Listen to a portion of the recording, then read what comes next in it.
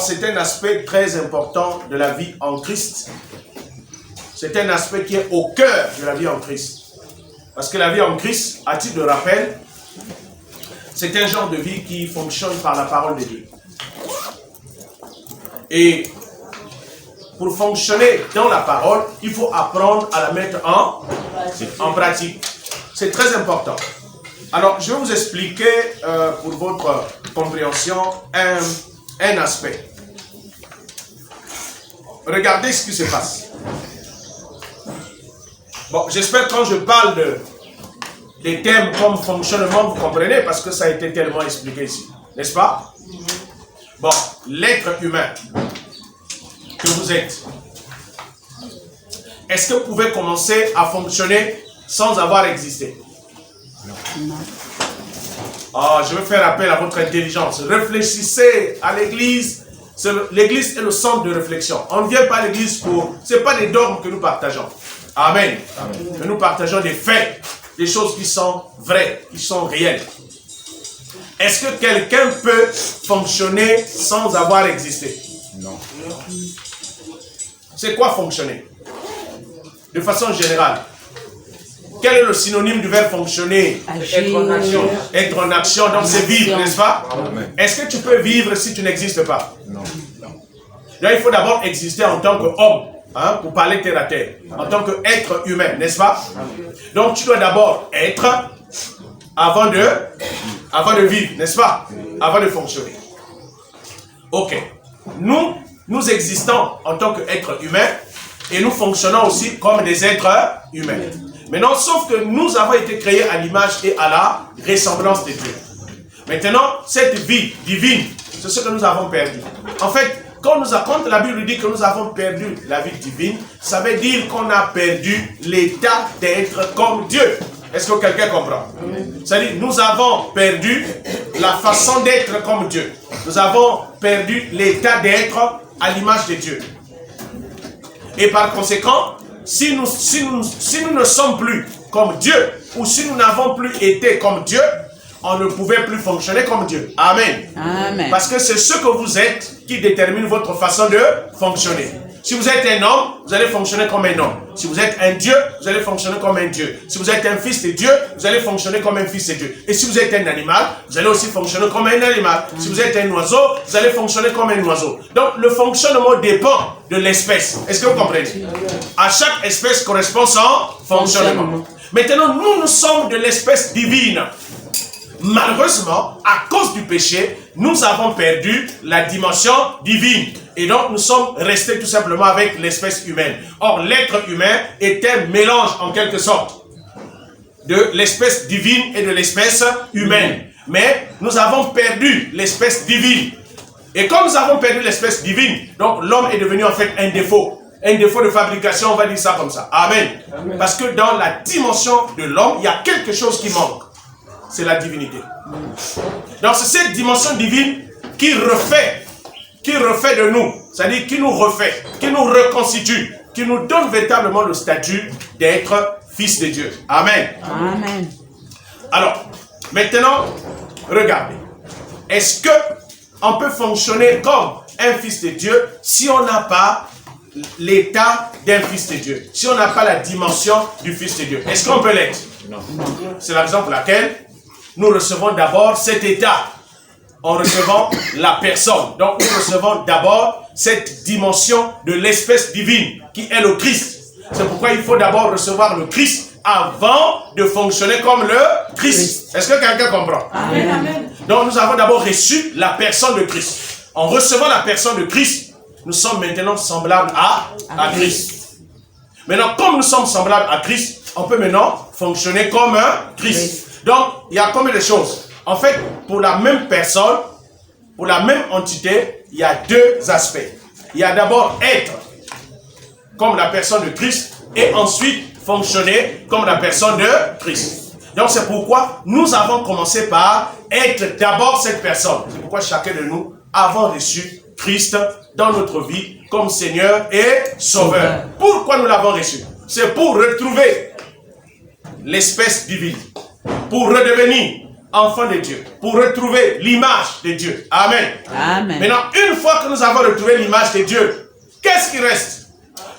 Vous lisez la Bible, non? Au commencement, Dieu créa l'homme à son image et à sa ressemblance. Donc, qu'est-ce qui nous manque maintenant? Il faut démontrer la ressemblance. Donc, il faut démontrer que toi, là, tu es de l'espèce de Christ. Tu es de l'espèce de Dieu. Mais comment on le démontre? C'est en ressemblant. Parce que tu es comme Dieu. Donc, tu dois aussi, quand tu fonctionnes, tu dois montrer que toi, tu ressembles à Dieu. Tu es un homme, tu n'agis pas comme un animal. Tu ressembles, c'est-à-dire par ta façon de fonctionner, tu démontres que je ressemble aux êtres humains. Alléluia. Est-ce que quelqu'un comprend? Amen. Maintenant, comment on fait? Donc, nous qui avons déjà reçu Jésus, alors quelle est la partie qui nous reste? La ressemblance. C'est là. Donc, on reçoit Christ pour ressembler à Christ. On est né de nouveau pour ressembler à Christ. Bon, entre guillemets, on est chrétien pour Christ. Pour ressembler à Christ. Donc, quel est le but de la vie en Christ? Voilà, parce que vous êtes déjà des chrétiens. Vous êtes déjà des Christ en miniature. Christ est déjà en vous.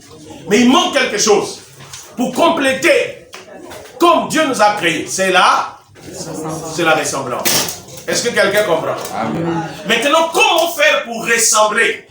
Est-ce que pour ressembler, il faut à chaque fois recevoir la personne? Non, il faut maintenant prendre son fonctionnement. Maintenant, comment on fonctionne? C'est à travers la mise en pratique de la parole de Dieu. Donc, à quoi sert la mise en pratique de la parole de Dieu?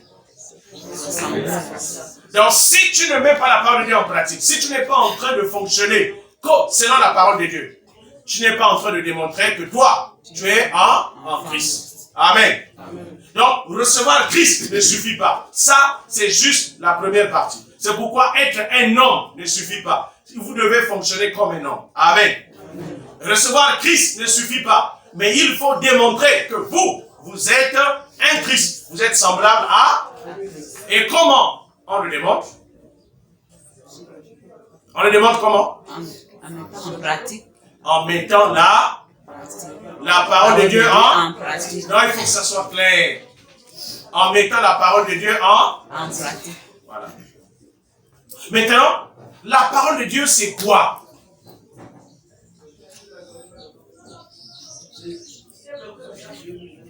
Le mot de fonctionnement. C'est le mot de fonctionnement. De qui? De Dieu. Oui, vous êtes allé trop loin. Reste dans le terme. C'est de Christ. Oui, ce que tu as dit est vrai. Hein? Mais je veux que vous restiez dans les termes. Hein? Je veux que vous soyez... C'est-à-dire qu'on se rapproche des termes qu'on utilise pour ne pas trop perdre. Vous savez, notre cerveau là, il ne faut pas trop faire confiance à notre cerveau là. Parfois, il nous perd. Donc, la parole de Dieu, c'est le mot de fonctionnement de Christ. Donc, Christ et la parole de Dieu. Est-ce que c'est deux choses différentes? Non. C'est-à-dire, on peut reconnaître une personne à travers son mode de fonctionnement. Mais est-ce que le mode de fonctionnement là est différent de votre personne? Non. C'est toujours vous. Amen. Amen. Donc, ça veut dire, on peut te reconnaître à travers ta personne, ton identité, comme on peut te reconnaître à travers ton mode de fonctionnement. Donc, le fonctionnement détermine également ta personne. Amen. Amen. Le fonctionnement, c'est notre vie. Donc, quand on est déjà, on n'a plus besoin de problème d'être. On a maintenant le problème de... Donc, quel est notre plus grand défi en Christ? C'est le fonctionnement. Et c'est ce fonctionnement-là que Dieu bénit. Est-ce que quelqu'un comprend? Amen. C'est quand nous fonctionnons comme Christ que Dieu dit, waouh, mes enfants, vous êtes en train de réussir. Vous êtes en train de réussir dans la vie. Amen. Amen. Donc, Dieu nous a donné la vie pour que nous puissions fonctionner comme des personnes vivantes. C'est-à-dire, mais pour démontrer que nous sommes des personnes vivantes, selon la conception de Dieu, c'est de fonctionner selon la parole de Dieu. Maintenant, quand quelqu'un fonctionne comme Christ, Dieu le récompense. Dieu le bénit. Est-ce que quelqu'un comprend? Donc, la bénédiction est quoi? C'est la récompense de quelqu'un qui vit comme Christ. Amen. Vous voyez comment Dieu est. Et pourtant, c'est ta propre vie. Et regarde, c'est toi qui es en train de vivre. C'est ta propre vie. Est-ce qu'on a encore besoin de te récompenser? Mais Dieu dit, comme tu as réussi à vivre comme moi, à vivre comme mon fils, non, je te bénis. C'est-à-dire, je te récompense. je te rends capable de réussir dans ta vie. Alléluia. Amen. Amen. Amen. Donc, est-ce que quelqu'un comprend le sens de la bénédiction? Amen. Donc, c'est pourquoi toutes les bénédictions sont toujours rattachées à la mise en pratique de la parole. Là, je parle des bénédictions en tant que récompense. Je ne parle pas de bénédictions en tant qu'aspect, parce que nous sommes bénis. Quand vous êtes comme Christ, vous êtes déjà béni. Maintenant, comme vous êtes béni, vous devez maintenant fonctionner comme quelqu'un qui est béni. Maintenant, pour fonctionner comme quelqu'un qui est béni, vous devez mettre la parole de Dieu en fait, quand vous mettez la parole de Dieu en pratique, vous déployez toute la vie de Christ. Vous déployez, c'est-à-dire vous manifestez dans votre vie toute la vie de Dieu. Est-ce que quelqu'un comprend? Amen. Donc quand quelqu'un vit selon la parole de Dieu, quelqu'un met la parole de Dieu en pratique, même Dieu n'a plus besoin de dire « vis selon ma parole ». Dieu dit que toi tu vis déjà selon ma parole, je te bénis, je te récompense. Amen. Donc, la mise en pratique, c'est le centre de toutes les bénédictions que nous cherchons. C'est pourquoi dans Deutéronome, ce n'est pas le texte central que nous allons utiliser, mais c'est un aspect que je définis. Vous pouvez lire à la maison. Deutéronome 28, du verset 1 jusqu'au verset 14, vous parle des bénédictions, n'est-ce pas? Et maintenant, ce texte dit, si tu obéis en observant et en mettant en pratique les commandements que je te prescris aujourd'hui, voici, je te donnerai la supériorité sur toutes les nations de la terre. Et ensuite, voici toutes les bénédictions qui viendront sur toi et qui seront ton partage. Tu seras béni sur la ville. Tu seras béni. Voilà. Donc, vous allez voir les types de... On aura l'occasion d'étudier ça en détail. Amen. Amen. Mais quelle est la clé de ces bénédictions? L'obéissance. Maintenant, quand on dit l'obéissance, c'est quoi exactement? En termes simples. Voilà. Oh non, amen. Vous êtes un peu blindés. Amen. Obéir à la parole de Dieu, c'est mettre la parole de Dieu en pratique. C'est quoi la foi?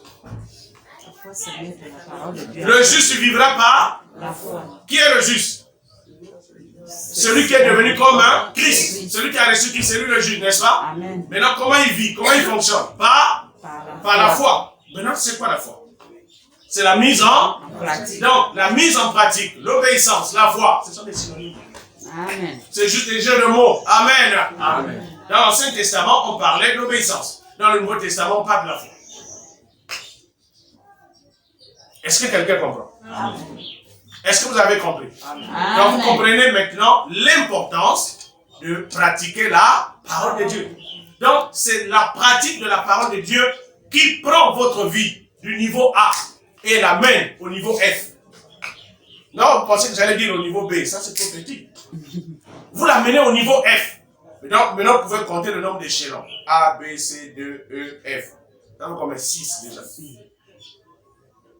Donc, c'est la pratique de la parole de Dieu qui prend votre vie au niveau A et la mène au niveau Z. Amen. Donc, quelle que soit la dimension dans laquelle vous voulez entrer dans votre vie, tout est possible. Mais il y a une condition.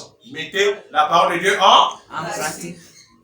Maintenant, celui qui ne mettra pas la parole de Dieu en pratique ne peut pas être béni. Il est même maudit. Donc, la mise en pratique de la parole de Dieu n'est même pas un choix. Ce n'est même pas un choix. Tu ne dois pas choisir, est-ce que je dois mettre la parole de Dieu en pratique ou non? Non, c'est une obligation. Si tu es enfant de Dieu. C'est obligatoire.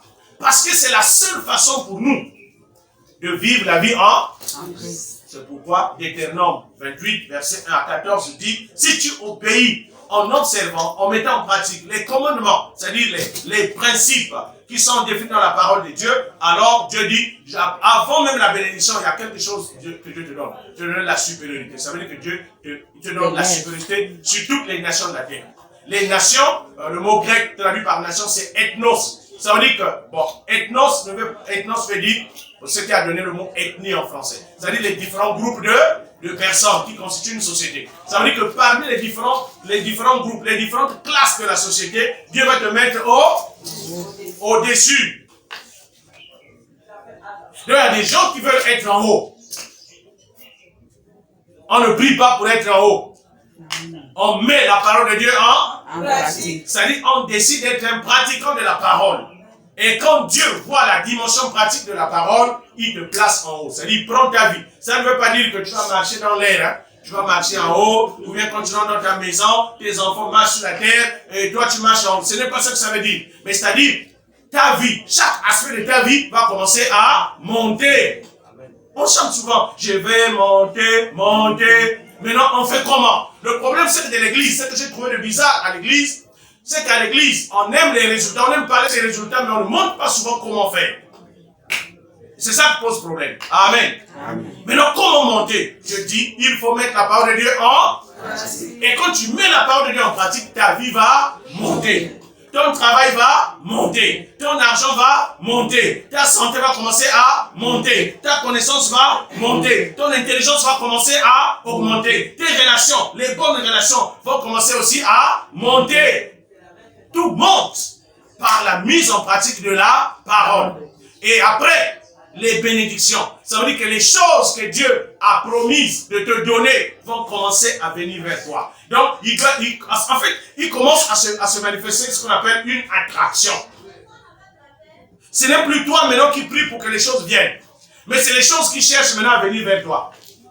Parce qu'ils ont vu l'obéissance. Alléluia. Alléluia. Amen.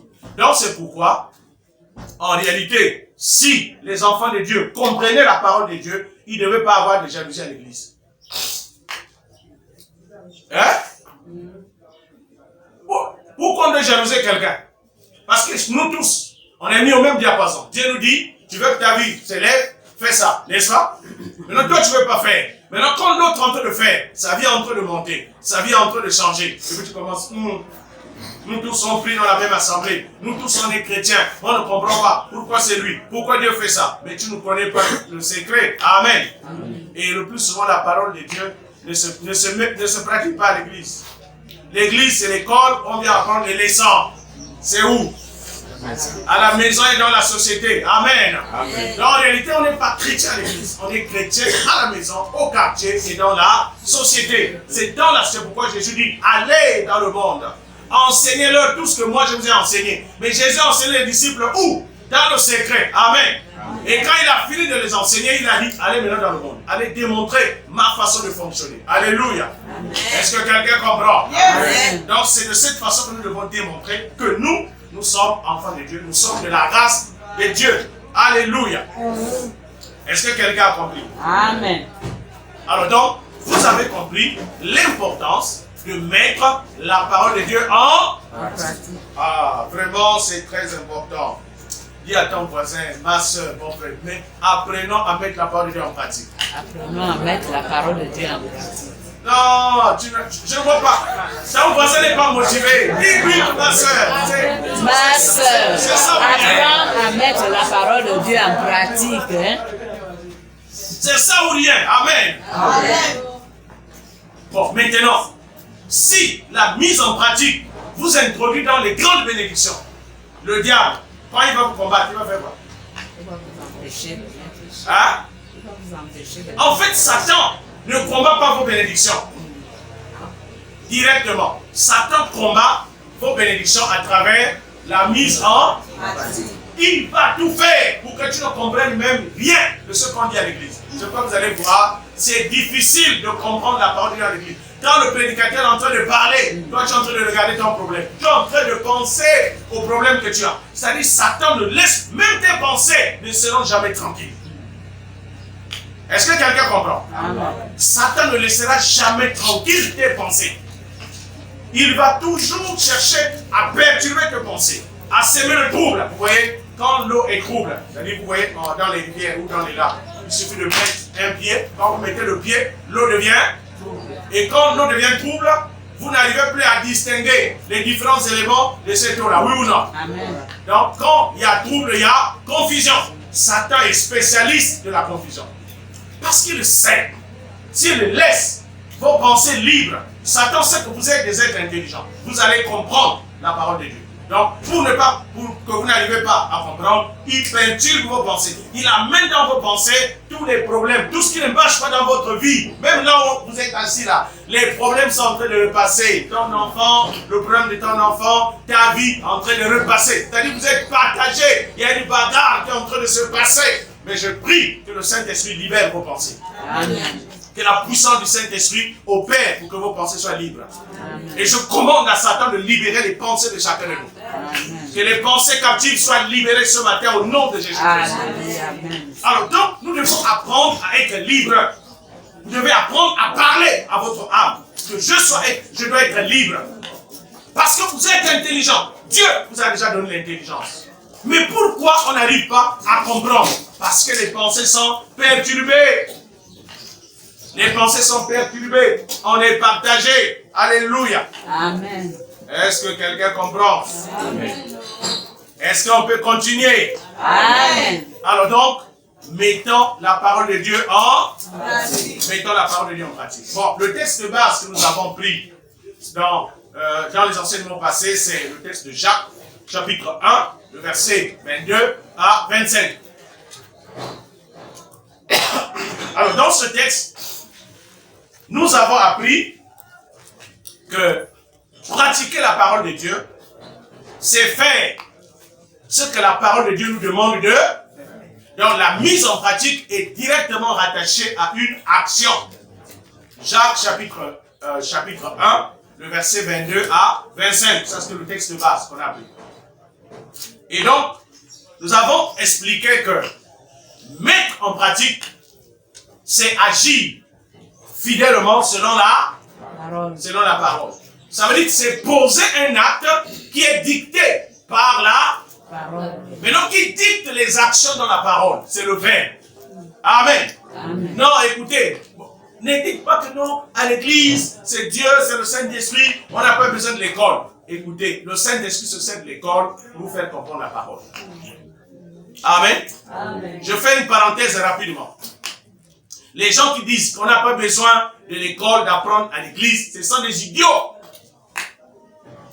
Et si vous voyez des gens comme ça là, il faut les chasser de l'église. Ce sont des antichrists. Je vous fais la démonstration simple. Dieu, qui nous a donné l'intelligence? C'est Dieu, n'est-ce pas? Bon. Dieu est esprit. La parole de Dieu est esprit. Elle est spirituelle. Maintenant, nous, notre dimension spirituelle était morte à cause du péché, n'est-ce pas?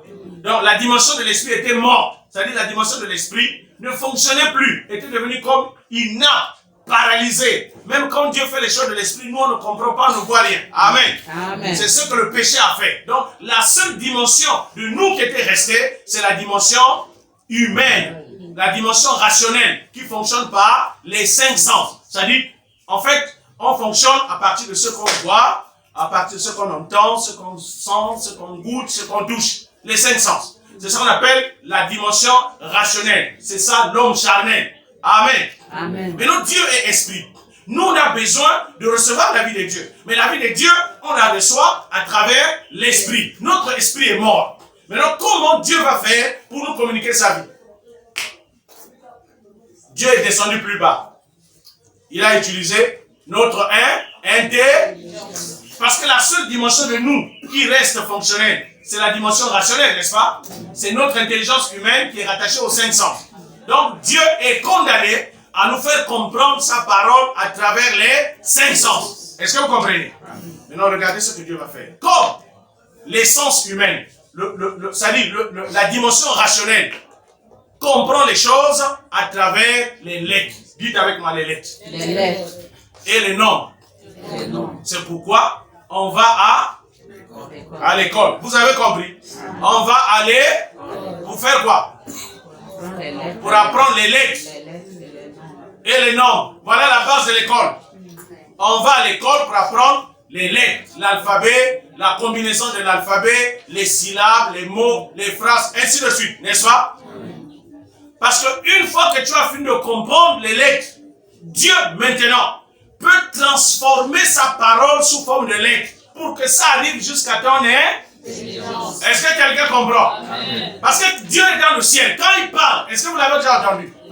Maintenant, comment Dieu qui est dans le ciel pouvait se faire entendre au niveau des hommes, alors que quand il parle, l'oreille spirituelle de l'homme est morte. L'œil spirituel de l'homme est mort. Tous les sens de l'homme sont morts.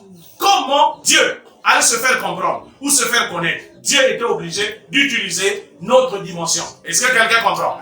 C'est pourquoi Dieu a fait quoi? Il a inspiré la parole. C'est pourquoi dans 2 Timothée, chapitre 2 Timothée, chapitre 3, le verset 16, la Bible dit toute écriture est inspirée. Inspirée veut dire soufflée. Donc Dieu a utilisé certaines personnes qui dans l'esprit étaient proches de lui, n'est-ce pas? Il a soufflé. Et donc quand il soufflait quoi? Il soufflait les mots.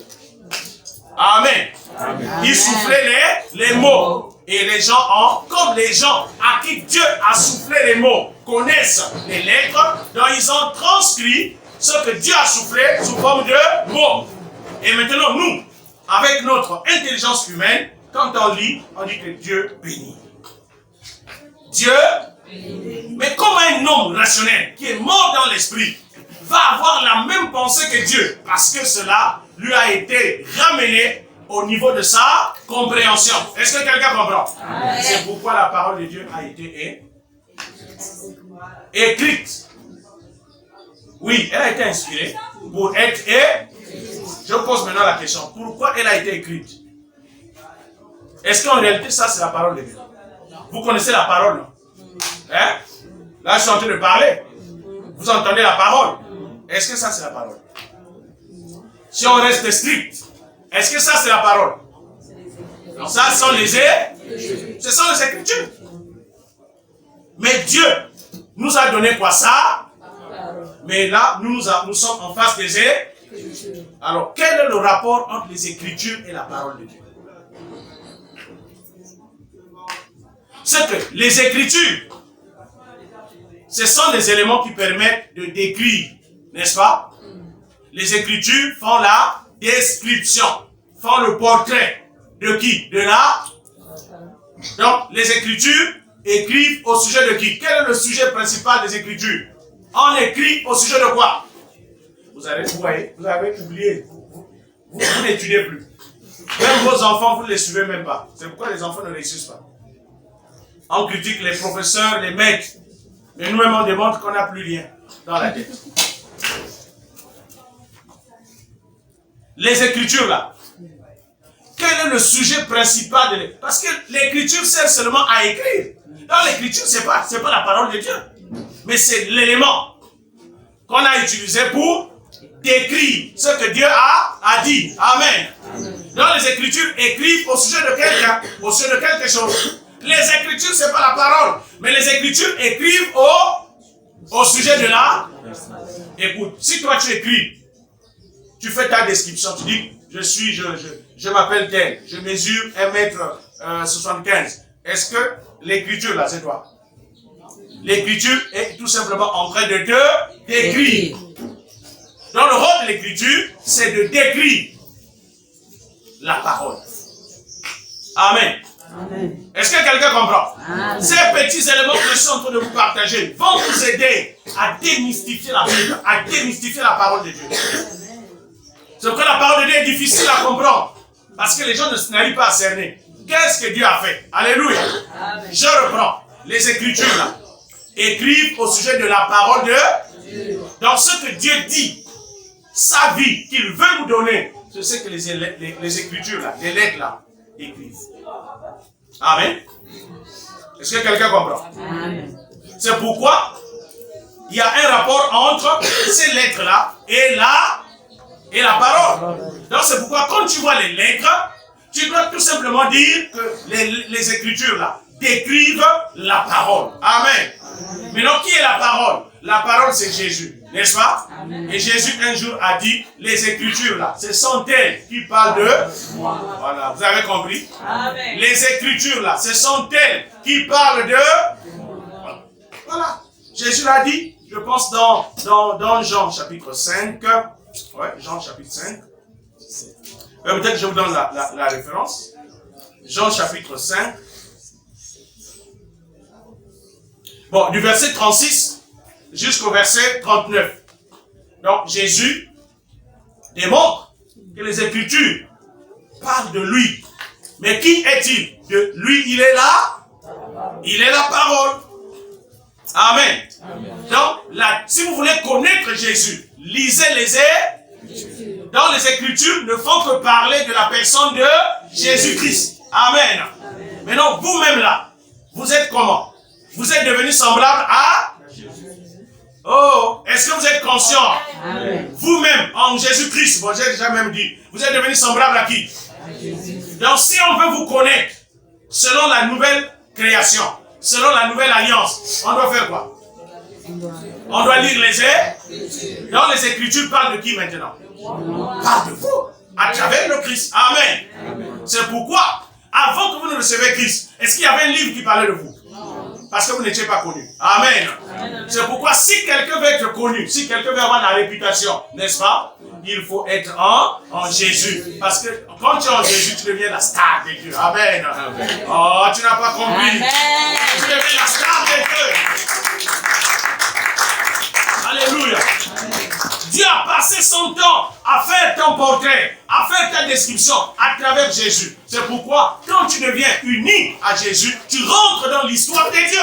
Ah, tu n'as pas compris. Amen. Dans l'histoire change. C'est pourquoi l'apôtre Paul a dit, dans 2 Corinthiens chapitre 5, bon, je commence par le verset 17. Paul dit, si quelqu'un est en Christ, cette personne-là n'est plus l'ancienne personne. Il devient une nouvelle créature. Pourquoi? Parce que les choses anciennes sont passées et toutes choses sont devenues nouvelles. Donc Jésus-Christ apporte un changement. Maintenant, quand on remonte dans le verset 5, l'apôtre Paul dit, si vous avez connu le Seigneur selon la chair, c'est-à-dire humainement parlant, mais maintenant, il n'est plus connu de cette manière-là. Alléluia.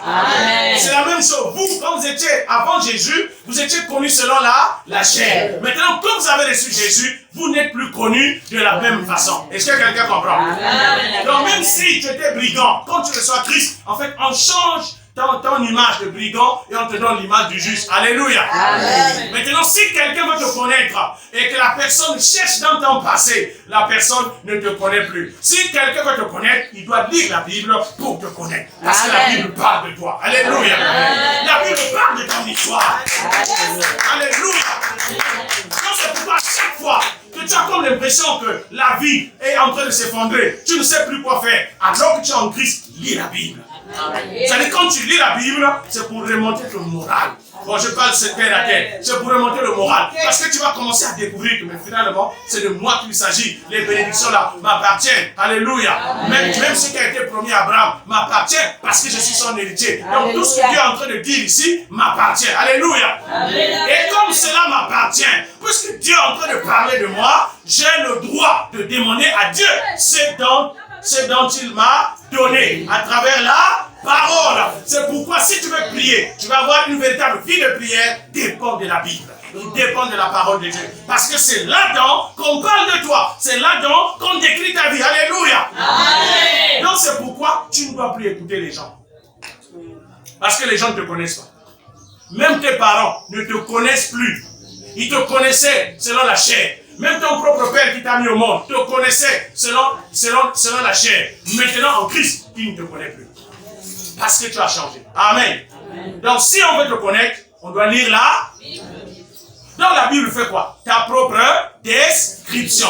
Donc à ce moment, la Bible devient quoi? Ton miroir. On dit avec moi, mon miroir. Mon miroir. La Bible devient mon miroir. Parce que c'est à travers la Bible que tu te mires. C'est-à-dire que tu te regardes pour voir qui tu es. Amen. Amen. C'est pourquoi la Bible dit dans Jacques, si quelqu'un, après avoir étudié la parole, oublie ce qu'il a étudié, ressemble à quelqu'un qui s'est regardé dans le miroir et qui a oublié comment il est. Amen. Amen. Le miroir te donne la description de ta personne. pour te conscientiser. Alléluia. Il y a des personnes qui n'ont pas leur image. Si on leur montre plusieurs photos d'eux, il va dire que c'est comme si c'est moi. Hein? Or, nous devons être convaincus, nous devons être conscients de qui nous sommes. Alléluia. D'où la lecture de la... Donc la parole de Dieu parle de Jésus. Donc les Écritures font la description. Amen. C'est pourquoi, si je te limites juste à la lettre, tu n'as que la compréhension intellectuelle. Parce que les mots et les lettres qui sont utilisés dans la Bible, tu as étudié ça à l'école. Hein? Est-ce que quelqu'un m'entend? Tu as étudié ces mots à l'école. Mais la signification des mots, selon le sens, parce que les mots ont un sens. Il y a une science qui s'appelle la sémantique, n'est-ce pas? La sémantique, c'est la science qui essaie d'étudier le sens des mots, n'est-ce pas? Donc si toi, tu prends les mots que tu as étudiés à l'école et tu ne cherches pas à comprendre le sens, parce que chaque écrivain utilise un sens. Il utilise les mots, mais il donne à chaque mot son... Bon, il y a des sens qui sont conventionnels. C'est-à-dire qui sont connus de tout le monde, n'est-ce pas? Mais il y a un sens qu'on peut utiliser pour donner. Il y a des sens figurés. Il y a l'emploi idiomatique des mots. Amen. Amen. Oh, c'est important. Amen. C'est important l'école. Oh. Hein? C'est important écoutez, bon, si tu ne sais pas lire, comment tu vas comprendre la parole de Dieu? Quelqu'un d'autre va venir te dire, n'est-ce pas? Dieu est comme ça. Mais il faut que la personne là soit vraie. Si la personne là ment, tu vas accepter les... Parce que tu n'as pas la possibilité de les vérifier. C'est pourquoi, quand vous avez la Bible, cela vous permet de vérifier vous-même les paroles des pasteurs. Est-ce que quelqu'un comprend? C'est comme ça que les chrétiens de Béret faisaient. Même quand Pierre parlait, même quand Paul parlait, il disait, ok, on a entendu. Mais nous, on va vérifier. Parce que si vous parlez de Dieu, Dieu est décrit dans les Écritures. On va vérifier si ce que vous dites est conforme à la parole. Alléluia. Amen. Ça, c'est votre livre de vérification. C'est pourquoi aujourd'hui les gens sont manipulés par les faux prophètes. Tu vas avoir un véhicule, tu vas avoir ceci, ta vie va devenir comme ça. Tu vas maintenant habiter dans les planètes, vous ne serez plus sur la terre. Dieu a construit un gratte-ciel dans les nuages. Toute votre famille sera élevée, vous allez habiter là-bas. Vous aussi vous acceptez. Après on vous dit il faut sceller ça. Il faut sceller. Or toute prophétie qui ne s'accorde pas avec la parole de Dieu, elle est fausse. Amen. Amen. La véritable prophétie par excellence, c'est quoi? La parole. Amen. Amen. Amen. Amen. Vous savez, je fais une petite parenthèse pour ceux du ministère prophétique. Le ministère prophétique de l'ancienne alliance et dans la nouvelle alliance, l'exercice est différent. Dans l'ancienne alliance, les prophéties étaient des promesses, des choses à venir, n'est-ce pas? Amen. Mais il y a une condition qui accomplit la prophétie, c'est Christ. Amen. Amen. Parce que tout ce qui était prophétisé ne peut être en accord qu'avec Dieu. C'est-à-dire, en d'autres termes, on ne peut pas te prophétiser les choses que Dieu n'a pas prévues pour toi. Amen. Amen. Parce qu'après tout, c'est toujours Dieu qui va les accomplir, n'est-ce pas? Amen. Donc c'est Dieu qui accomplit la prophétie. Est-ce que quelqu'un comprend? Amen. C'est pourquoi quand on te prophétise, ça veut dire que c'est ce que Dieu a prévu. Amen. Mais non, ce que Dieu a prévu est décrit dans la Bible, dans la parole. Est-ce que quelqu'un comprend? Amen. Mais non, à quelles conditions ça va s'accomplir? C'est quand tu seras en union avec Christ. Donc Christ est la condition qui amène la prophétie à ça.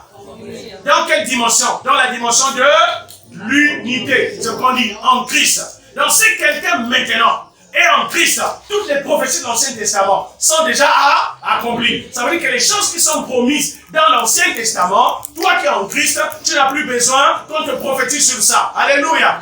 C'est maintenant quelque chose du présent. Ce n'est plus quelque chose à venir. Alléluia. Amen. Maintenant, comment maintenant on doit exercer le ministère prophétique dans la Nouvelle Alliance? Est-ce qu'on doit encore te faire des promesses? Non. Hein? Non. On doit encore te faire des promesses? Non. Dans la nouvelle alliance, le ministère prophétique devient un ministère d'enseignement. C'est-à-dire, on doit révéler, on doit juste révéler ce qui a été accompli prophétiquement. Est-ce que quelqu'un comprend? Amen. Dans la nouvelle alliance, le ministère prophétique doit révéler ce qui a été accompli prophétiquement. C'est pourquoi le ministère prophétique fait partie des 5 ministères de la parole. Amen. Amen. Selon Éphésiens 4, le verset 11. Il a donné aux uns comme apôtres, il a donné aux uns comme prophètes. Amen. Amen. Donc, les prophètes, ce sont des révélateurs des prophéties accomplies par Jésus-Christ à la croix. Est-ce que quelqu'un comprend? Amen. Donc, on ne peut plus dire que tu vas guérir. Tu seras guéri. Dieu m'a dit que tu seras guéri. Ça dit que ça ne s'accorde pas avec la nouvelle alliance. Parce que la nouvelle alliance marche directement par la foi. Et la foi marche au présent et non au futur. Alléluia. Amen. La foi est anti-futur. La foi est au présent. Je me permets, pour votre compréhension, je ne dis pas que la foi n'aime pas le futur, c'est pas ça que je dis, mais c'est une façon de vous parler. Amen. Amen. Parce que vous aimez souvent mal interpréter. Ça dit que la foi n'aime pas quelque chose qui va. La foi aime aujourd'hui. Pourquoi aujourd'hui? Parce que c'était déjà fait, c'était accompli il y a 2000 ans. Pourquoi attendre demain alors que c'était déjà fait dans le passé? Moi je dis, je le possède aujourd'hui. Donc la foi dit aujourd'hui, je suis guéri. Alléluia. Amen. Donc si quelqu'un doit prophétiser sur ta guérison, il doit dire quoi? Je prophétise que tu es guéri. Mais beaucoup de gens, je déclare que tu auras la guérison. Et d'ailleurs, il ne prophétise pas dans la foi, il prophétise dans l'espérance. Donc il est en train de repousser l'échéance, la manifestation de ta guérison. Il faut dire prophète, il faut bâtir. Parce que moi j'ai la douleur, je vais être guéri aujourd'hui. Amen. Amen. Est-ce que quelqu'un comprend? Amen. Aujourd'hui même, Jésus a dit aux brigands, aujourd'hui même, pas demain, aujourd'hui même, toi et moi, nous serons. Ah, regardez, Jésus a donné les mots de tête, c'est-à-dire au littéraire, n'est-ce pas? Il dit aujourd'hui même, toi et moi, nous serons. Ah, ça c'est quelle conjugaison, ça c'est quel normal ça. Jésus a démontré que même le langage là, c'est lui-même, donc il peut manipuler la parole comme il veut. Alléluia. Amen. Quand on lui a posé la question, qui dis-tu que tu es? Il a dit, ah oui, je suis. Celui qui? Je dis celui qui suis. Avant qu'Abraham fût. Non, avant qu'Abraham soit, je fus. Petit, tu n'as même pas 40 ans. Papa Abraham a vécu avant des siècles. Il dit avant qu'Abraham soit, je fus. Donc, vous voyez, Jésus, il est l'alpha et l'oméga. Oh, l'alpha et l'oméga, ça c'est l'alphabet grec. Donc, si on utilise le français, on va dire qu'il est le A et le Z. Il est le A et le Z. Alléluia. Et aujourd'hui là, le Saint est en train de révéler que vous n'avez pas bien fait l'école.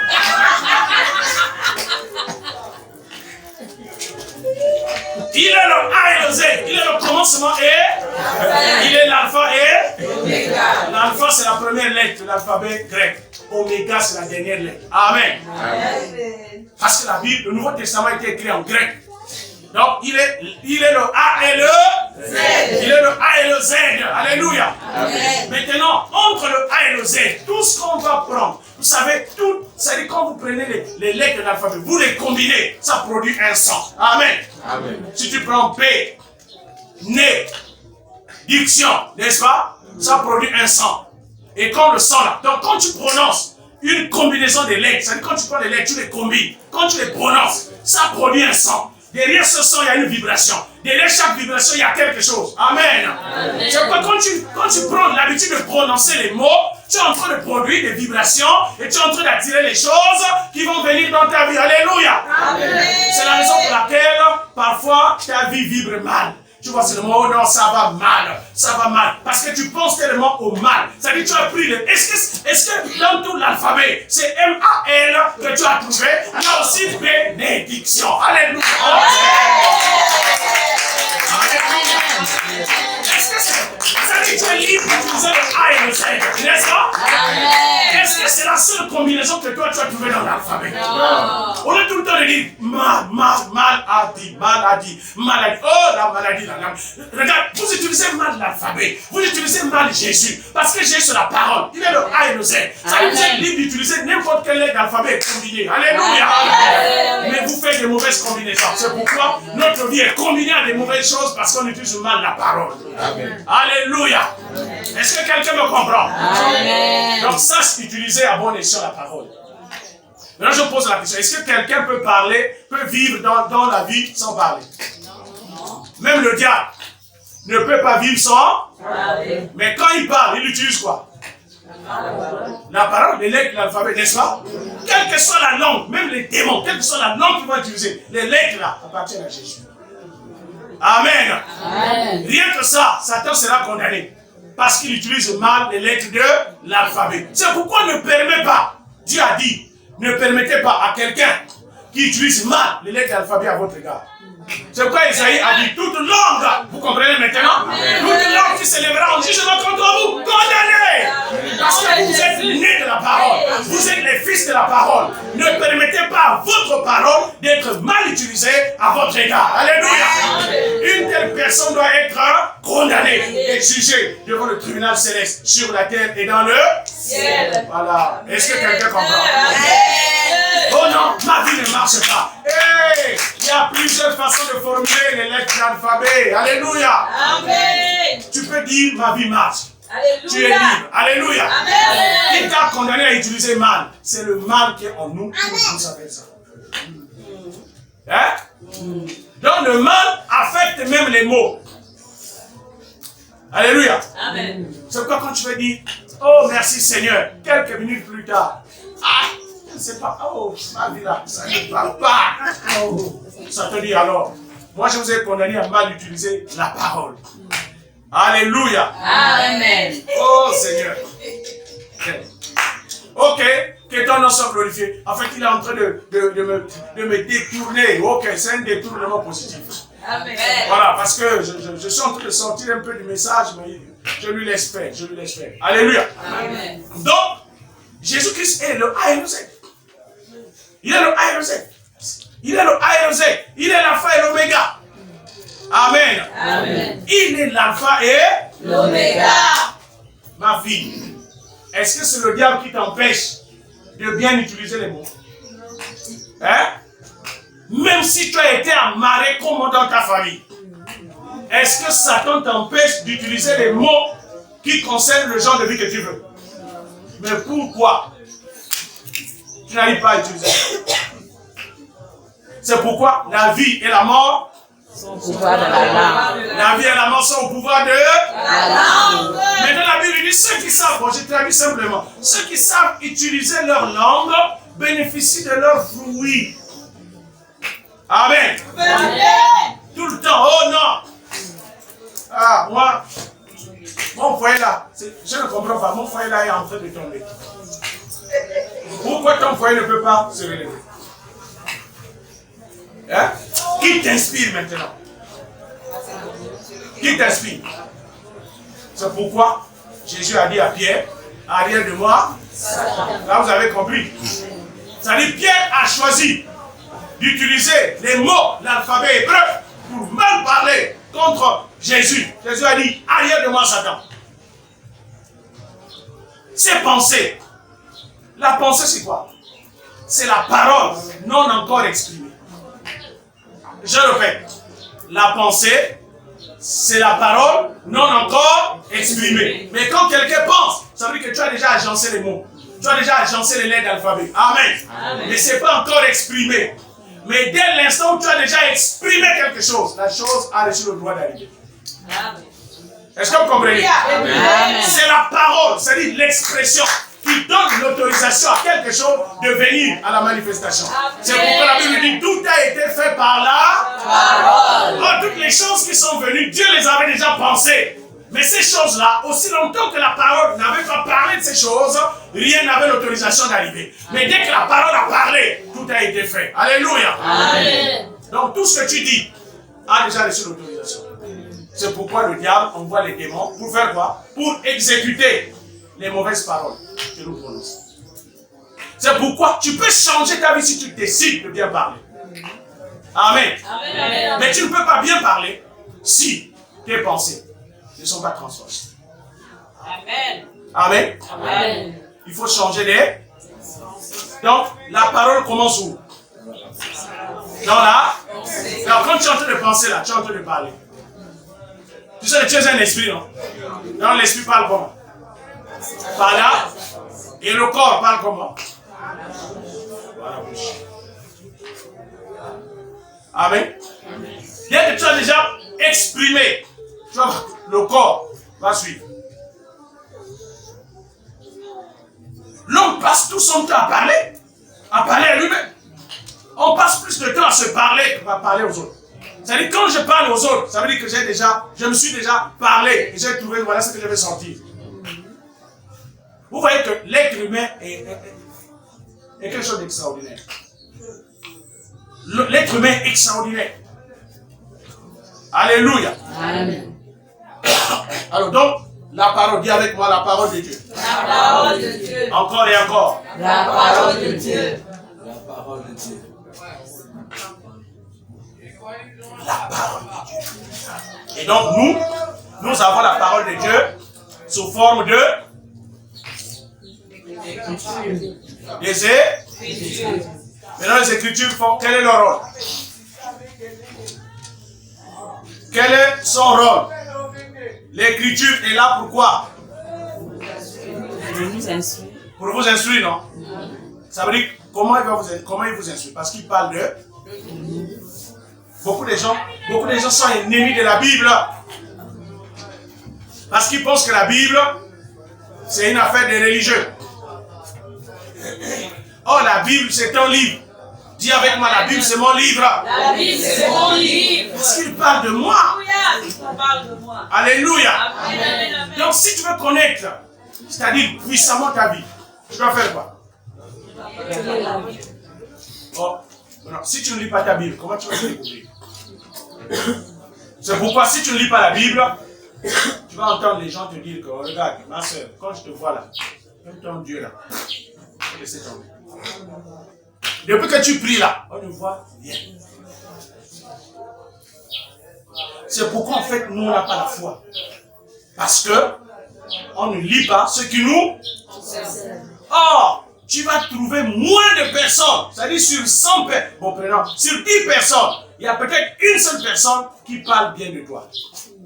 Et l'être humain n'a pas la capacité de te lire exactement, de bien interpréter qui tu es selon Dieu. Amen. Amen. Les gens t'interprètent selon selon les apparences, selon la manière dont leurs yeux voient. Amen. En fait, ce n'est pas qu'ils disent, ils disent ce que tu es. Normalement, ils disent ce que leurs yeux voient. C'est leurs yeux qui interprètent. C'est leurs oreilles qui interprètent. Amen. C'est pourquoi vous pouvez constater, quelqu'un peut venir te condamner parce qu'il a entendu qu'on a dit ceci de toi, sans vérifier. Il vient, toi là, j'ai entendu que. Tu as entendu quoi? Ce que ma soeur a dit. Toi, tu as mal parlé de moi, sans vérification. Or, parfois, tu n'es pas comme ça. Amen. C'est pourquoi, lisons la parole. Nous allons nous découvrir. Amen. Lisons la parole. Nous allons apprendre à nous. Donc, vous comprenez l'importance de méditer la parole. L'importance de lire la parole. L'importance d'étudier la parole. C'est pour te connaître. Amen. Amen. Alléluia. Est-ce que quelqu'un a compris? Amen. Bon, maintenant, je vais prendre on va prendre quelques paroles. Bon, allons, on va essayer de se balader. Alors, dans Romains, chapitre 2, verset 13. Romains, chapitre 2, le verset 13.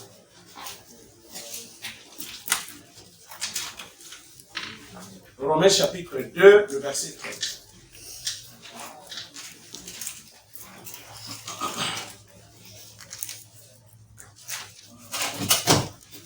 Romains chapitre 2, le verset 13. Alors dans Romains, donc il faut regarder attentivement, j'espère que tout le monde est à la page. Dans Romains chapitre 2, le verset 13, la Bible dit, Romains chapitre 2. Ok. Ce ne sont pas, en effet, ceux qui écoutent la loi qui sont justes devant Dieu, mais ce sont ceux qui la mettent en pratique qui seront justifiés. Je reprends. Ce ne sont pas, en effet, ceux qui écoutent la loi qui sont justes devant Dieu, mais ce sont ceux qui la mettent en pratique qui seront justifiés. Alors, qu'est-ce que la parole de Dieu est en train de dire? Ici, la parole de Dieu parle de la justification par l'obéissance de l'obéissance de la parole. Donc, quand la Bible dit, ce ne sont pas en effet ceux qui écoutent la loi. Ici, la loi représente la volonté de Dieu. C'est-à-dire la loi représente ici la parole de Dieu. Amen. Amen. Donc, ce ne sont pas les simples auditeurs, ceux qui écoutent, les auditeurs, ceux qui écoutent, que Dieu justifie. Mais ce sont ceux-là qui mettent en pratique, veut dire agir selon la. Donc ce sont ceux qui posent des actions qui sont conformes à ce qu'ils ont entendu ou écouté que Dieu va justifier. Est-ce que vous comprenez? Amen. Alors pourquoi justifier? Parce que vous êtes juste, n'est-ce pas? Dieu vous a fait juste en Jésus-Christ. Vous êtes devenu la justice de Dieu en. Maintenant, comme tu es devenu juste, tu dois marcher comment? Comme un. Donc, à chaque fois que tu poses un acte, tu dois confirmer que tu es juste. Est-ce que vous comprenez? Amen. Regardez ce qui se passe. Dieu a fait de nous des justes en Christ. En Christ, nous sommes des justes, n'est-ce pas? Donc, tu es une personne juste en Christ. Amen. Amen. Ici, cette justice-là n'a rien à voir avec les bonnes œuvres que tu as faites. Ça, c'est Dieu qui t'a rendu comme ça. Amen. Amen. Maintenant, le problème, quand Dieu te rend comme ça, je parle terre à terre pour que vous compreniez. Quand Dieu te rend comme ça, quand Dieu te rend juste, il te condamne à marcher comme un. Dieu t'a déjà rendu. Dieu t'a déjà recréé juste. Dieu t'a déjà créé. On ne te demande plus de te créer, mais on te demande maintenant de marcher. Donc, quel est notre niveau de responsabilité? C'est marcher, c'est fonctionner. Maintenant, quand tu vas marcher là, tu vas marcher comme qui? Tu dois marcher comme comme un juste. Et quand tu marches comme un juste, Dieu fait quoi? À la fin, Dieu te...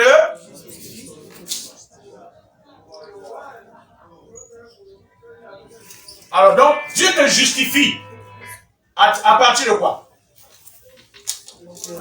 À partir de ta façon de marcher. À partir de tes œuvres. N'est-ce pas? À partir de tes œuvres. Maintenant, cette dimension, cette justice par les œuvres intervient quand? Est-ce que quand tu es sans Jésus ou quand tu es en Jésus? Il faut que ça soit clair. Parce que beaucoup de chrétiens, ça c'est un grand problème dans le corps de Christ. Avant d'être en Jésus, tu n'es pas justifié par les œuvres. C'est-à-dire tu n'es pas rendu juste par les œuvres. Mais c'est par l'œuvre que le juste que Jésus a accompli à la croix. Amen. Amen. Donc l'œuvre que Jésus a accomplie à la croix te justifie et te recrée en tant que juste. Maintenant, une fois que tu es déjà recréé juste, tu es responsable, toi, de marcher comme un juste. Donc tu dois marcher dans la justice. Maintenant, marcher dans la justice, c'est pratiquer les bonnes œuvres. C'est-à-dire pratiquer la parole de Dieu. Et quand tu pratiques la parole de Dieu, tu es en train de marcher par la foi. Et la Bible dit quoi? Nous sommes justifiés par la foi. Donc c'est pourquoi je vous ai dit, marchez par la foi, marchez par la justification, marchez par l'obéissance à la parole de Dieu, marchez par la mise en pratique de la parole de Dieu, c'est la même chose. Amen. Amen. Parce que et là, les chrétiens ne comprennent pas. Oh non, on est déjà justifié par la foi en Jésus-Christ, par la grâce de Dieu, donc on n'a plus besoin. Les gens ne comprennent pas l'évangile. C'est pourquoi les chrétiens, je dis bien les chrétiens, sont les médiocres de la société. Les médiocres, les médiocrites, les médiocritas, en fait, tout ce qui est en rapport avec la médiocrité, ça c'est propre aux chrétiens. Pourquoi? Parce qu'on a enseigné, les pasteurs ont enseigné. Quand vous êtes chrétien, tout est accompli. Il n'y a plus rien à faire. Voilà la fausseté que je condamne au grand jour. Voilà ce qui est l'erreur. C'est même là où vous devez démontrer que vous êtes enfant de Dieu. Pourquoi? Parce que vous avez le Saint-Esprit. Alléluia. L'Esprit de justice, le Saint-Esprit. Parce que vous avez Christ. Donc c'est Christ qui vous rend capable. C'est pourquoi tu ne peux plus marcher sans dépendre de la force du Saint-Esprit. Sans dépendre du Christ. Alléluia. C'est même quand on est chrétien qu'on exige les œuvres. Mais la loi disait, faites des bonnes œuvres. Or, quelqu'un qui est charnel ne peut pas pratiquer les bonnes œuvres. Pourquoi? Parce qu'il est faux. Amen. Amen. Une personne fausse marchera toujours dans la fausseté. C'est-à-dire, en fait, les actes sont la manifestation de notre nature. C'est-à-dire, tu ne fais que ce que tu es. Est-ce que quelqu'un comprend? Amen. Si tu es malade, tu marches comme un malade. Si tu es pécheur, tu marches comme un pécheur. Alléluia. Amen. Si tu es maudit, tu marches comme un maudit. Donc, la façon de marcher doit démontrer qui tu es. Est-ce que quelqu'un comprend? Amen. Et donc, la Bible dit, là, écoutez, l'épître de Paul aux Romains s'adresse aux saints, s'adresse aux chrétiens. Chrétiens entre guillemets. Mais s'adresse à la nouvelle créature, s'adresse aux enfants de Dieu. Amen. Amen. Donc quand vous êtes en Christ, vous êtes justifié sans avoir accompli une œuvre. C'est-à-dire vous êtes justifié cadeau. Hein? Vous parlez terre à terre. Ah, vraiment non, les chrétiens ont du mal à comprendre. C'est-à-dire quand vous recevez Jésus, vous devenez juste sans avoir accompli vous une œuvre qui vous a rendu juste. Mais c'est Jésus qui a fait cette œuvre de justice. Donc vous avez été justifié cadeau. Amen. Amen. À partir du moment où vous êtes maintenant juste, vous n'êtes plus justifié cadeau. Vous êtes maintenant justifié par les bonnes œuvres. Et ces bonnes œuvres-là sont déjà fixées d'avance par Dieu lui-même. Parce que la parole de Dieu définit la manière de faire. Est-ce que quelqu'un comprend? Amen. La parole de Dieu vous dit ce que vous devez faire. C'est pourquoi la Bible dit, car nous sommes son ouvrage. Nous avons été créés en Jésus-Christ. Pour quelle raison? Pour des bonnes œuvres que Dieu a créées d'avance, a fixées d'avance, afin que nous les pratiquions. Est-ce que quelqu'un comprend? Amen. Maintenant, quand tu pratiques les bonnes œuvres, Dieu te justifie. Maintenant, quand il te justifie, il te bénit. C'est-à-dire qu'il te récompense. Est-ce que quelqu'un comprend? Amen. Donc, si tu n'es pas en train de poser des bonnes œuvres qui démontrent que toi, tu es un enfant de Dieu, tu vas constater que les choses que Dieu a promises là, tu n'as pas ça. Et c'est pourquoi nous on se lamente. Oh non, mais pourtant moi je suis enfant de Dieu, je suis tout le temps à l'église, je ne comprends pas pourquoi ma vie est toujours comme ça. Ta vie ne marche pas dans la justice. Amen. Amen. Et ceux qui auront marché dans la justice, c'est-à-dire ceux qui pratiqueront la parole de Dieu en étant fils de Dieu, auront la couronne de victoire, la couronne de justice. La couronne de justice. Ils auront la couronne de justice. C'est ce qu'on appelle la couronne de...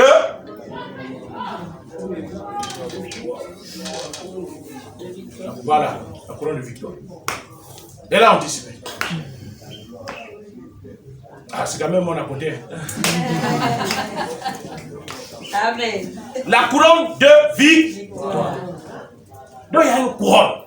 Mais non, donc, il y a des couronnes dans le ciel. C'est-à-dire, quand vous devenez juste en Jésus-Christ, vous avez droit à la couronne de vie. La couronne de vie, vous n'avez rien fait, parce que la vie est un cadeau. Amen. Amen. Vous ne faites rien pour devenir vivant. La vie est un cadeau. C'est-à-dire, de la même manière que Dieu vous a rendu vivant en vous créant dans le jardin d'Éden, c'est la même manière qu'il refait en Jésus-Christ en vous recréant. Vous n'avez rien fait. Donc Dieu est responsable de vous rendre vivant. Amen. Amen. Maintenant, vous êtes responsable de confirmer que vous êtes vivant à travers les œuvres. Est-ce que quelqu'un comprend? Amen. Est-ce que quelqu'un comprend? Amen. Donc ta vie ne décolle pas parce que tu ne marches pas comme un enfant de Dieu. C'est-à-dire, les actes que tu poses, le fonctionnement que tu as ne reflète pas un enfant de Dieu. Si tu es travailleur, tu dois faire quoi? Tu dois fonctionner comme un travailleur. Maintenant, si tu fonctionnes comme un chômeur, on va te payer? Non. Tu es recruté comme travailleur, va au boulot, tu fonctionnes comme un chômeur, on va te payer? Non. Ça veut dire que tu ne vas pas démontrer que tu es travailleur. Amen. Amen. Donc, tu dois fonctionner comme tu es. Est-ce que quelqu'un comprend? Amen.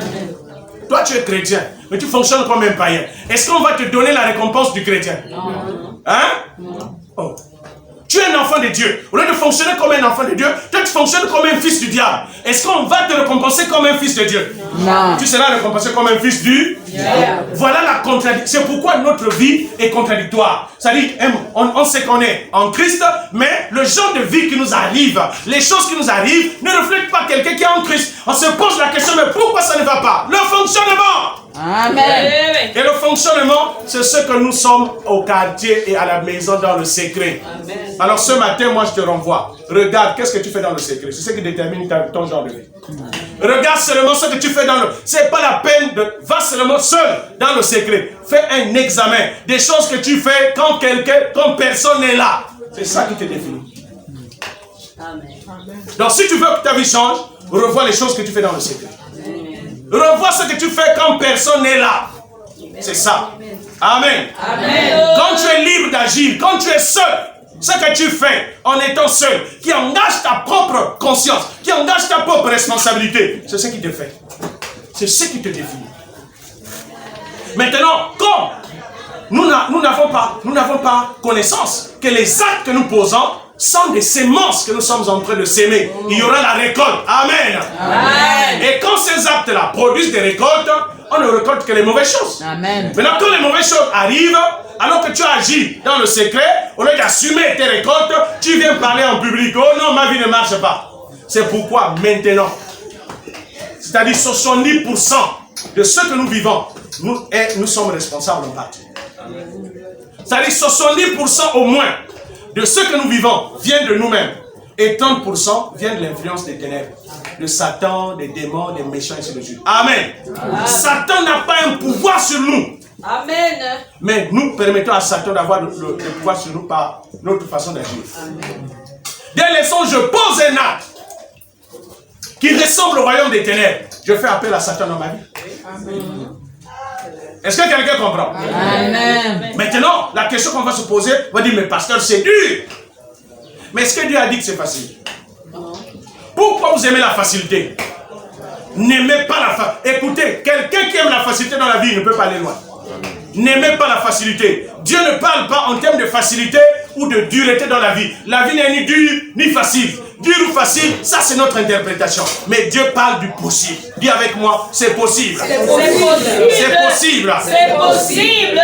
Donc il faut marcher avec la mentalité de... Même si la maladie est difficile, je prends les traitements, ça ne marche pas. Les médecins disent que ça ne marche pas. Mais je dis que c'est possible. La guérison est possible. Ça c'est la règle de la vie. Il n'y a personne pour me soutenir. Même s'il n'y a personne pour me soutenir. Mais le soutien est possible. Parce que la vie est possible. Alléluia. C'est comme ça que je dois marcher. Amen. Mais nous on regarde, oh non, c'est maintenant dur. Vous savez, quand l'homme dit c'est dur, c'est parce que ce n'est plus accessible à sa façon de faire. Ce que l'homme n'est plus capable de faire par ses propres efforts est dur. Amen. Donc dur veut dire l'homme ne peut plus. Je ne peux plus. Amen.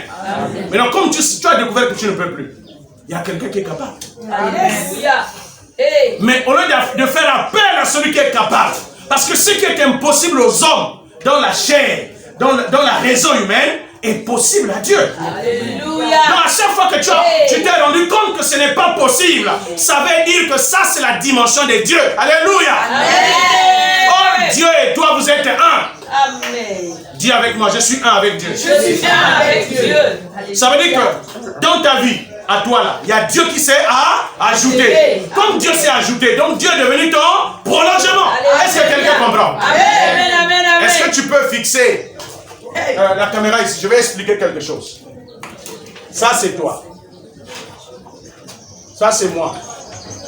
Maintenant toi, tu as reçu Christ. N'est-ce pas? Amen. Christ est illimité.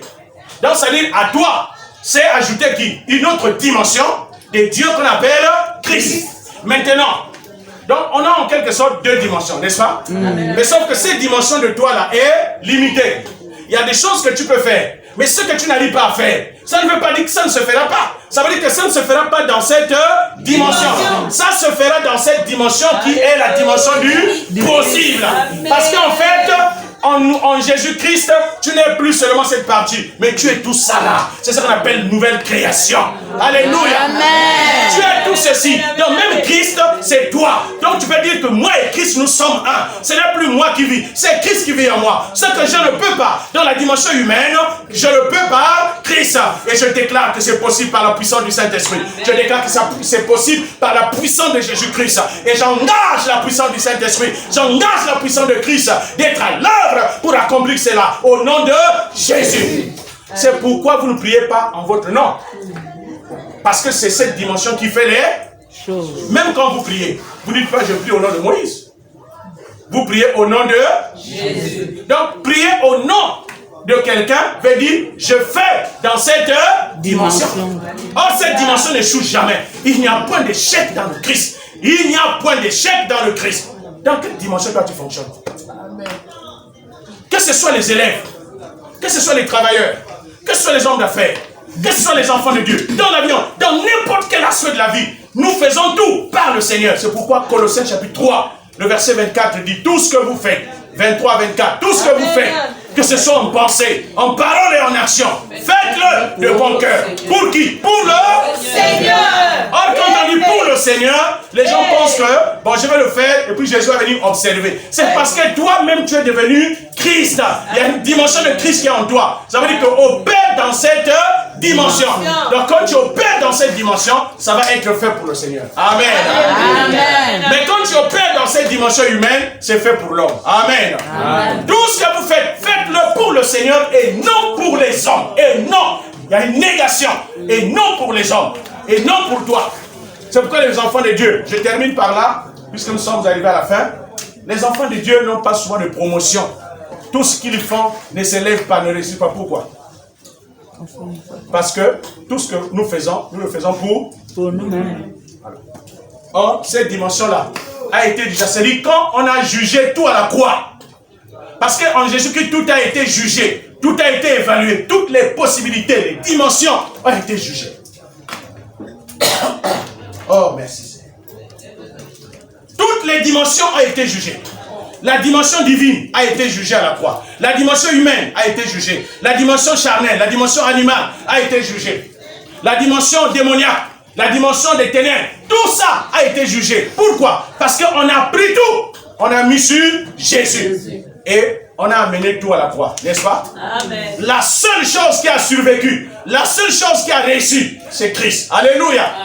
C'est pourquoi on dit Christ est plus que vainqueur. On a pris la mort, on a mis sur Jésus. On a pris le péché, on a mis sur Jésus. On a pris le diable, on a laissé frapper, faire de Jésus ce qu'il voulait. On a pris les maladies, on a pris les douleurs, on a pris tout, on a mis sur Jésus. Tout a été détruit. Tout est allé à la mort. Mais la seule chose ou la seule personne qui est sortie de là vivant, c'est le Christ. C'est pourquoi on dit, on a fait l'expérience. On a constaté, dans le jury a constaté que la seule personne, la seule chose qui a survécu au-delà de tout, c'est le Christ. C'est pourquoi Christ est le roi des rois. Christ est le Seigneur des seigneurs. Alléluia. Il est au-dessus de toutes choses. Il est au-dessus de tout. Rien ne peut le vaincre. C'est par lui que nous avons la victoire. Quel que soit ce que tu as vu, alors que tu es en Jésus. Alléluia. Cette dimension-là sortira toujours vainqueur. Quelle que soit la pauvreté qu'on va mettre sur toi, à la croix, on a pris toute la pauvreté, on a mis sur Jésus. Mais le Christ est sorti. C'est-à-dire le Christ n'a pas été affecté par la pauvreté. Le Christ est sorti dans la richesse. Alléluia. Donc quel que soit ce qu'on va mettre dans ta vie, de négatif, de mauvais, si Christ est en toi, tu as l'assurance d'avoir la même victoire que Christ a eu à la croix. Alléluia. Parce que la même expérience que toi tu es en train de traverser, Jésus-Christ a déjà vécu cela. Maintenant, si Jésus a déjà fait la même expérience, est-ce que c'est quand Jésus change d'endroit, est-ce que c'est quand le Christ vient en toi qu'il va connaître la défaite? Non. C'est pourquoi ne permet pas à Christ d'échouer. Parce que ce n'est pas sa nature. Donc nous avons un grand défi. Même s'il y a des oppositions qui se lèvent contre là où tu veux aller, si c'est pour la gloire de Dieu, même si tu es le seul à opérer dans ce domaine, vas-y, comme sur Christ, ça va marcher. Alléluia. Ça marchera certainement. Alléluia. C'est pourquoi en Christ nous sommes plus que vainqueurs. Et rien Rien ne peut vous arrêter. Rien ne peut vous séparer. Alléluia. Rien ne peut vous séparer. Rien ne peut vous arrêter. Quand tu as décidé, moi, je dois aller loin dans les études, même si personne, même si aucun enfant de Dieu n'a déjà reçu, par exemple, le diplôme de professeur du CAMES, tu dis au nom de Jésus, Jésus a été établi au-dessus de tous les grades. Alléluia. Tu peux aller au CAMES avec Jésus.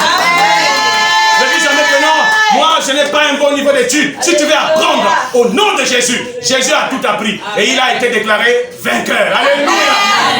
C'est pourquoi les enfants de Dieu ont une dimension qu'on n'exploite pas. Nous avons une dimension qu'on n'exploite pas.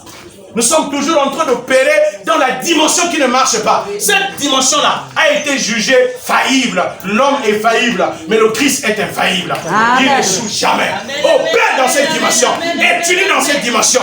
Vis dans cette dimension. La victoire sera ton partage. Est-ce que quelqu'un comprend? Oh, si tu crois cela, dis amen.